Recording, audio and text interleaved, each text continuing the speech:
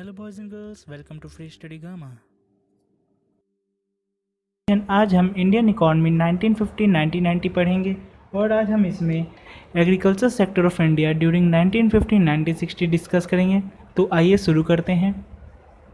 आज़ादी के बाद भी इंडिया का एग्रीकल्चर सेक्टर स्टैग्नेंट और बैकवर्ड रहा because of unequal distribution of land and low productivity.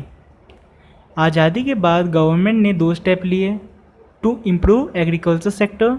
First, implementation of land reform ताकि लैंड इक्वल डिस्ट्रीब्यूट हो सके, और second, implementation of green revolution ताकि प्रोडक्टिविटी इंक्रीज कर सकें।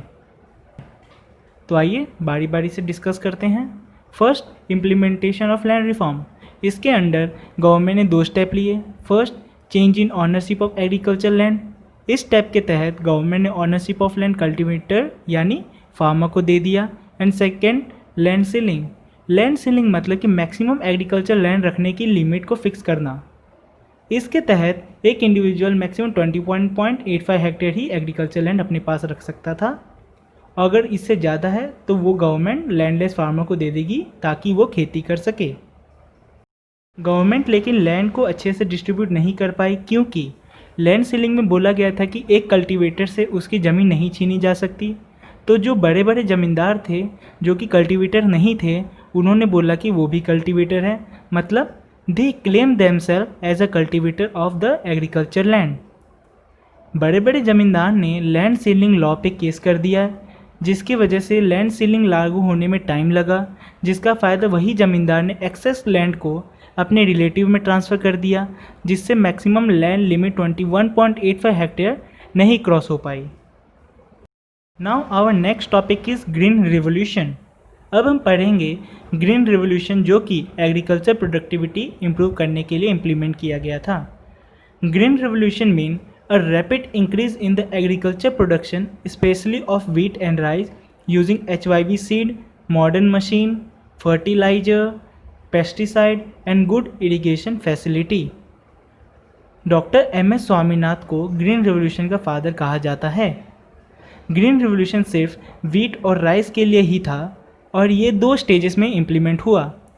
फेज 1, फर्स्ट फेज़ 1960 तक के लिए था, जो कि सिर्फ पंजाब, तमिलनाडु और आंध्र प्रदेश में ही इम्प्लीमेंट किया।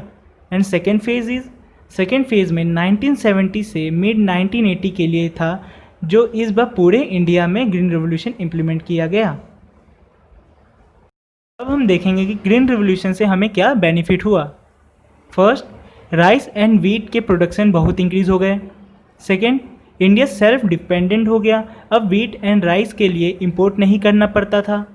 थर्ड, एग्रीकल्चर सेक्टर का इनकम इंक्रीज़ हो गया, जिससे फार्मर का लिविंग स्टैंडर्ड इम्प्रूव हो गया। फोर्थ, मार्केट सरप्लस इंक्रीज़ हो गया, मतलब अब फार्मर के पास मार्केट में बेचने के लिए ज़्यादा व्हीट और राइस थे। हमने बेनिफिट ऑफ ग्रीन रिवोल्यूशन तो पढ़ लिया, अब देखते हैं कि हमें इससे क्या रिस्क थे। फर्स्ट, कॉस्टलियर इनपुट, मतलब जो इनपुट ग्रीन रिवोल्यूशन में यूज़ हुआ था वो कॉस्टली था और जो कि गरीब फार्मर थे वो उसे नहीं खरीद पाते थे, जबकि अमीर फार्मर इसे खरीद के यूज़ कर लेते थे, जिससे इनकम इनइक्वालिटी बढ़ जाती थी। इस रिस्क को कम करने के लिए गवर्नमेंट ने loan at low interest provide करना शुरू कर दिया और साथ ही साथ सब्सिडी देना भी शुरू कर दिया। Second, demerit of HYV seed, high yield seed, जिसे HYV सीड भी कहा जाता है, उसकी एक बहुत सीरियस डीमेरिट थी कि उसमें पेस्ट अटैक जल्दी होता था। पेस्ट मतलब कीड़े HYV सीड को ख़राब कर देते थे। इस रिस्क को सॉल्व करने के लिए गवर्नमेंट ने रिसर्च करवाया और इसमें चेंजेस करवाए। अब HYV सीड में पेस्ट अटैक कम होता था। अब हम देखेंगे कि सब्सिडी से जो गवर्नमेंट को बर्डन हुआ उसके पीछे इकोनॉमिस्ट ने क्या व्यू रखा।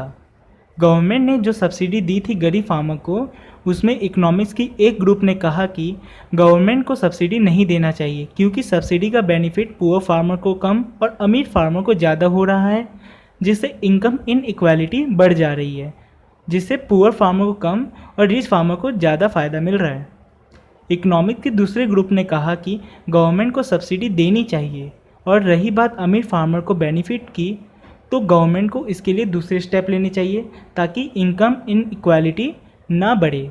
So thank you for watching this video. If you like it, please subscribe the channel for more updates.